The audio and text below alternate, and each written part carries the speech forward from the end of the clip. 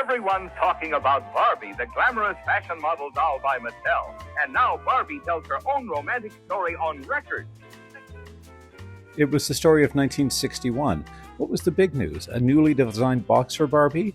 Or her new red bathing suit? Or how about the bubble cut? No, the big news in 1961 was Ken, Barbie's boyfriend. But at this point, I'm only dealing with the Barbie fashions. So we'll see you later, Ken. So 8 new ensembles this year, with no less than 3 of these being career outfits. But first, let's say goodbye to these.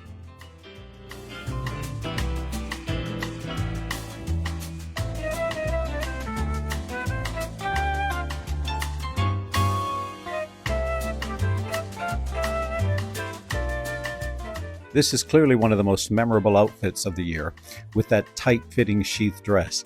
This slim silhouette was very prominent this year. This is chic, stylish, and over the years would be replicated as a pack item. The flat pockets add an extra flair, and so does that hat. The pearls were not part of the outfit, though.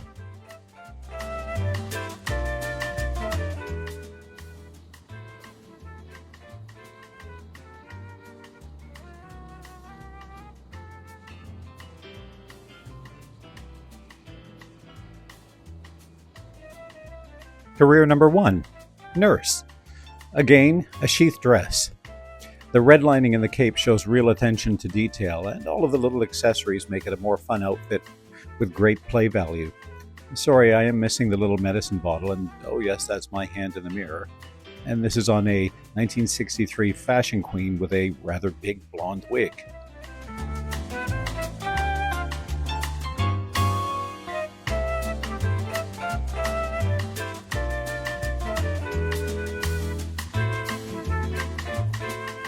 And career number 2 is American Airlines stewardess. I will say I tend to dress my dolls in period-appropriate costumes, but I thought this Marlowe TNT from around 1970 worked so well with this. Sheath skirt with a matching jacket and cap, and a tight-fitting body blouse. The small metal insignia pins on the hat and jacket are often missing, and that American Airlines bag, just like the little ones Airlines used to give out to kids as change purses.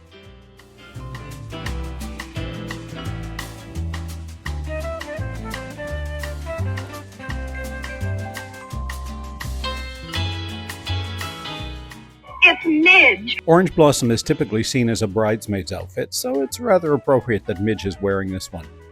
A strapless sheath dress, again covered by a lacy overdress, perfect for a garden wedding. Some editions of this outfit came with short white gloves and others came with long white gloves. And that pattern for the veil is copied from earlier outfits such as Easter Parade.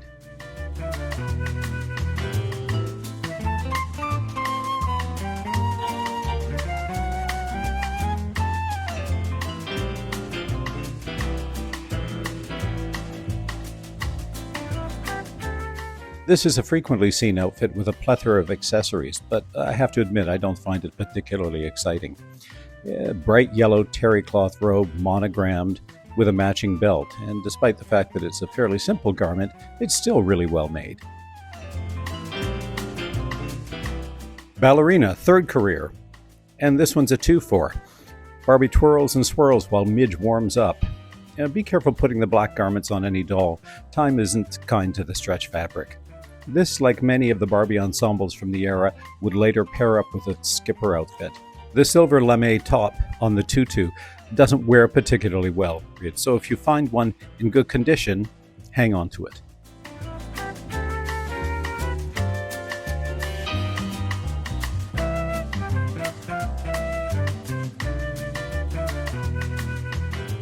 Open Road is a particularly well-detailed outfit. Those toggles and frogs on the khaki car jacket are exquisite and frequently missing.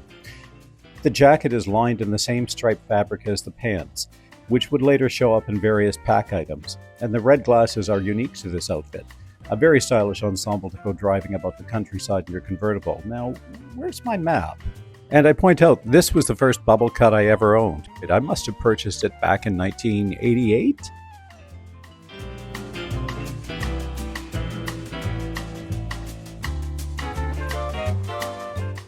And lastly, we have an ensemble that included many of the bits and pieces that accompanied others: shoes, jewelry, glasses, and this coral bathing suit. the straw tote bag, seen earlier with fruit and suburban shopper, but this time it was with flowers. The backing card of the outfit held a pattern for a sheath dress. Obviously the card is very hard to find. Mattel might have suggested some rather limiting career options for girls, but they seem to understand what would be of interest to them. For my pick of the outfits, it would have to be open road. I just love the concept and execution. I found the hat with two variations of fabric, one sheer and the other knit cotton, but I think the whole outfit is just dynamite. Thanks for tuning in, and I'll see you when I put 1962 in the spotlight. I'll let this little samba play you out and stay on for the bonus reel.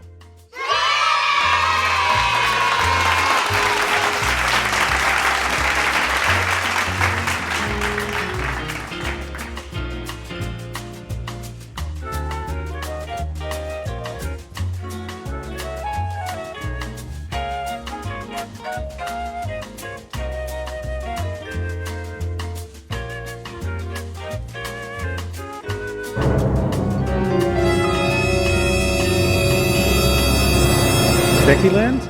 Yes, Beckyland. Beckyland is what collectors refer to as a project or an item suggested or promoted by Mattel, but never actually produced. It's all based around a Becky doll that was promoted in 1971 as a friend of Francie, but never actually hit the market. 1961 was the last year of the original Barbie box. And if you take a closer look at it, there are several outfits and details here that were never produced. They live in Beckyland. Firstly, there's this orange sack dress. Eventually, I believe the dress was produced by Mattel for convention goers in a sort of orange raw silk. It was fashioned after the Dior sack dress of the mid-50s, and look to its side, apple print sheath, but with an apple print headband.